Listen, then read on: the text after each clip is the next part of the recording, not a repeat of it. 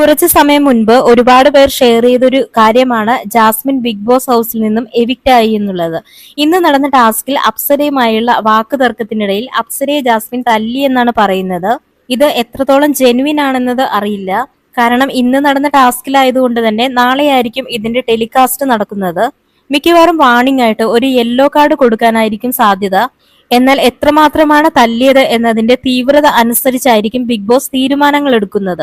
അതേസമയം നാളെയാണ് അപ്സരയുടെ husband Albi big boss ഹൗസിലേക്ക് വരുന്ന ദിവസം. അങ്ങനെയാണെങ്കിൽ ഇതിനോട് എങ്ങനെയാണ് അവർ പ്രതികരിക്കുന്നതെന്നും കണ്ടറിയേണ്ടതുണ്ട്. ബിഗ് ബോസ് ഇങ്ങനെയാണ്. ഇപ്പോൾ ഈ സീസൺ എടുത്താൽ തന്നെ നമുക്ക് പ്രെഡിക്റ്റ് ചെയ്യാൻ പോലും പറ്റാത്ത കാര്യങ്ങളാണ് ഇവിടെ നടന്നുകൊണ്ടിരിക്കുന്നത്.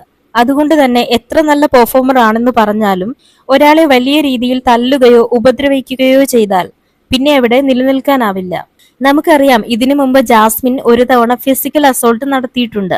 ജയിലിൽ വെച്ച് ജിൻഡോനെ അടിച്ചത് നമ്മളെല്ലാരും കണ്ടതാണ്. പക്ഷെ അതൊന്നും ബിഗ് ബോസ് ചോദ്യം ചെയ്തിരുന്നില്ല. എന്തായാലും ഇതിനെ സംബന്ധിച്ചുള്ള പ്രൊമോ വീഡിയോസ് ഒന്നും തന്നെ പുറത്തു വന്നിട്ടില്ല. അതുകൊണ്ട് തന്നെ നാളത്തെ എപ്പിസോഡിലോ അല്ലെങ്കിൽ പ്രൊമോ വീഡിയോയിലോ മാത്രമേ ശരിയായ ഇൻഫർമേഷൻസ് നമുക്ക് ലഭിക്കുകയുള്ളൂ. ഇനി ജാസ്മിൻ പുറത്തു പോവുകയാണെങ്കിൽ വളരെ ശക്തയായ ഒരു മത്സരാർത്ഥി തന്നെയായിരിക്കും ബിഗ് ബോസ് ഹൗസിന് നഷ്ടമാകുന്നത്. നമുക്കറിയാം, ഹൗസിലുള്ളവരായാലും വൈൽഡ് കാർഡായിട്ട് വന്നവരായാലും അവർക്കെതിരെ നിന്നവരെല്ലാം തന്നെ ബിഗ് ബോസ് ഹൗസിൽ നിന്നും എവിക്റ്റ് ആയി പുറത്തു പോയിട്ടുണ്ട്. അത്രക്കും സ്ട്രോങ് ആണ് ജാസ്മിൻ എന്ന കണ്ടസ്റ്റന്റ്.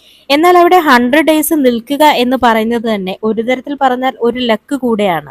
എല്ലാ ഇമോഷൻസും കൺട്രോൾ ചെയ്തെങ്കിൽ മാത്രമേ 100 ഡേയ്സ് എന്ന കടമ്പ കടന്നു പുറത്തേക്ക് വരാനാകൂ.